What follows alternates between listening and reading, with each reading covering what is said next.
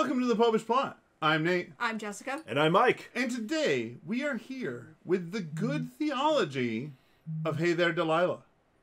Now, as so often happens, we take good or bad theology from pretty rando sources. Like, we just mentioned the story of Samson and Delilah from the Bible, and that got us to Hey There Delilah, and we said, oh, we'll definitely do a good theology on that. And Jess is like, no, we definitely won't. And here we are. But I mean, I feel like this was the whole reason why you're like, you've been writing a lot of the stuff. We should do one. So you'd be like, we're doing Hey There Delilah. Mm-hmm. That was Grab a plain white tea. That was my ulterior motive. I mean, in fairness, it's really not that bad a song. It's very catchy. Yes, it is very catchy, but I was referring to the message in the song is actually, it's pretty solid and stand up. I mean, theology, I don't know I would call it necessarily theologically deep. Well, let's dive in then. But it doesn't necessarily give any outright error. All right. So, hey there, Delilah. What's it like in New York City? I'm 1,000 miles away, but girl, tonight you look so pretty. Yes, you do. Times Square can't shine as bright as you. I swear it's true. Now, of course, one could go and argue that these are clearly just the platitudes of that a boyfriend gives to his girlfriend, regardless of how true his affections may be for her, kind of a thing. On the other hand, there is a very good point. Ultimately, whatever the grandeur of Times Square, a human person made in the image and likeness of God is much more beautiful and much more important. Absolutely. Hey there, Delilah, don't you worry about the distance. I'm right there if you get lonely. Give the song another listen. Close your eyes. Listen to my voice. It's my disguise. I'm by your side. The technology we have is a gift from God. Yeah. It is a gift that is so often misused, but it is a gift nonetheless. Think about the fact that we now have transportation technologies that were simply unimaginable in times past. I mean, just about 2 decades ago, if you wanted to show your love to, someone in that situation, you would have to walk 500 miles and then 500 more. He can just, call her up or something to talk to her. He's telling her via this song he wrote and sent to her, I love you. She's theoretically got a mixtape, but realistically, he could have just emailed the song to her. Mm-hmm. I remember when if you wanted like email, I remember when if you wanted to email something along the sides of like a song, it was gonna. That's all day, and then your mom's gonna make a call and it's gonna ruin it. Yeah. but Plain White Tees had a poll on their MySpace page to find out which video their fans wanted them to make next, and it was "Hey There, Delilah." MySpace, yeah. But we have the ability to connect one to another. We here at the Popish Plot hope that we are forming a genuine connection with you, our treasured viewers. Absolutely. Oh, it's what you do to me. Oh, it's what you do to me. Yeah, they're really great theologies in the chorus. No. But although, again, we'll provide a link to the Krista Makes a Podcast episode on Hey There, Delilah. Part of it is there's so much information in the verses that you kind of want to take the choruses off. Hey there, Delilah, I know times are getting hard, but just believe me, girl, someday I'll pay the bills with this guitar. We'll have it good. We'll have the life we knew we would. My word is good. This is delayed gratification right there. I mean, it's look, it doesn't have to be exactly what we want it to be right now, because if we're persistent mm-hmm. and we're patient, mm-hmm. it'll be good. And he's looking for meaningful work. It's not just, you're right, I should give up this music thing. I'll get a job that'll crush my soul just so we can be together now. Willing to delay that gratification because music is in his soul. He has to communicate this way. And it's a hard life on the road, but eventually the Plain White Tees did indeed make it good. Mm-hmm. Yes, and for her as well. Mm-hmm. I forgot what the artist was because it's a channel that does like an episode every day. But they were discussing the multiple songs that a classic rock person made after they came big, and they're like, I miss my girlfriend who basically dumped me because I was a starving artist. I was a starving artist, and they're like, yeah, you're not going to make it big. and even after making the first song, it wasn't some great reunion where it's like, hey, I used to date the lead guitarist. I wonder this. Nope. Has no idea. Can't find them online. No, they've moved on. We'll never reconnect. But I could have had this great love. If only I'd respected him for who he was. Yeah, but here we have someone who they're trying to make it work. Not just demanding them. Admittedly, most people are not going to make it in music. No, and there are some people who should just give up. Yes, however, she clearly is getting a degree from the song, so, at the she's very in school. least, She's not dependent totally on one him. of them is going to have the solid, career, hopefully. 1,000 miles seems pretty far, but we've got trains and cars. I'd walk to you if I had no other way. So he would go the Proclaimer route if he had to, but fortunately we've advanced.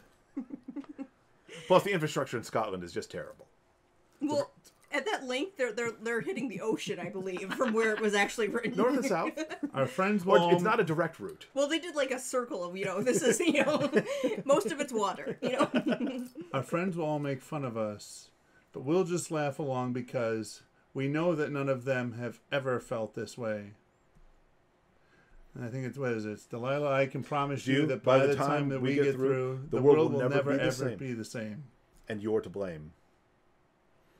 Which I feel like it's positive, but they're using the word blame.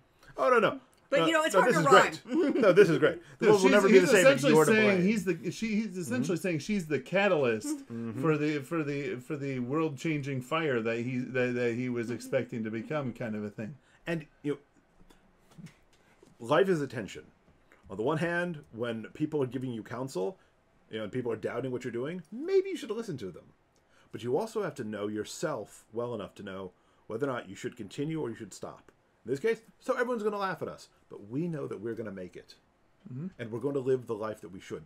Where we are right now is not where we'll always be. This is a common mistake, thinking, oh, the way things are now is the way they'll always be. The things right now are terrible. I'm always exhausted, so it'll always be that way. No. They'll have kids and become more exhausted. But it's ultimately rewarding. Hey, there's the guy without kids. Hey, it's rewarding for me. I rile people's kids up, I fill them full of sugar, and then I send them home. It's great. Vacation Bible School at your parish. Volunteer for it. It's awesome. Hey there, Delilah. You be good and don't you miss me. 2 more years and you'll be done with school, and I'll be making history, like I do. You'll know it's all because of you. We can do whatever we want to do. Hey there, Delilah. Here's to you. This one's for you. So yes. So I wonder if this song is about Delilah. Well, it isn't. It isn't. Or if she is so vain that she thinks it is. See, it's definitely not that one. That's what irks me so much, because the vain person, it's about them. Yes. Everyone else is so vain that they're wrong, but the person who is supposedly so vain they think the song is about them is right. Oh, Carly Simon.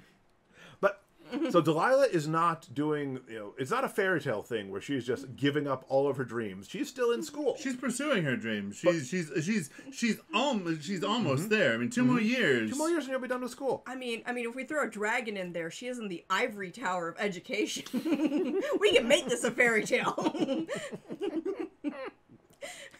So now we have to talk about a fairy tale of New York by the Pogues, and it's just down a rabbit hole we go. And I'll be making history like I do.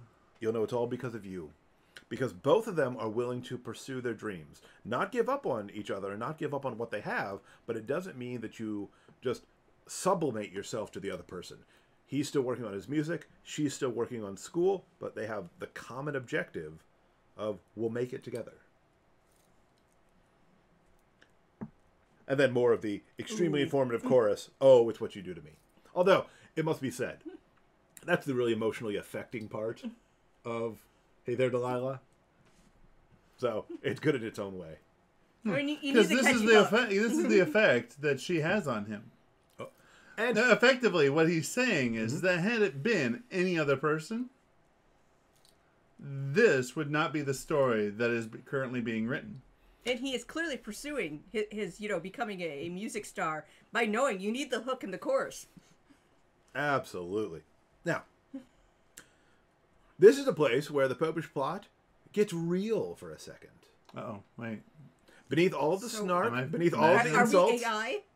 How many fingers do I have? Yes, this episode is brought to you by ChatGPT. But, even though Nate is not a songwriter,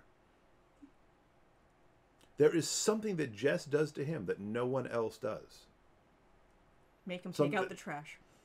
I'm confident his mom has made him do that at one point in his life. Yeah. No, there's got to be something. Despite all the snark, there is something that Nate does to Jess.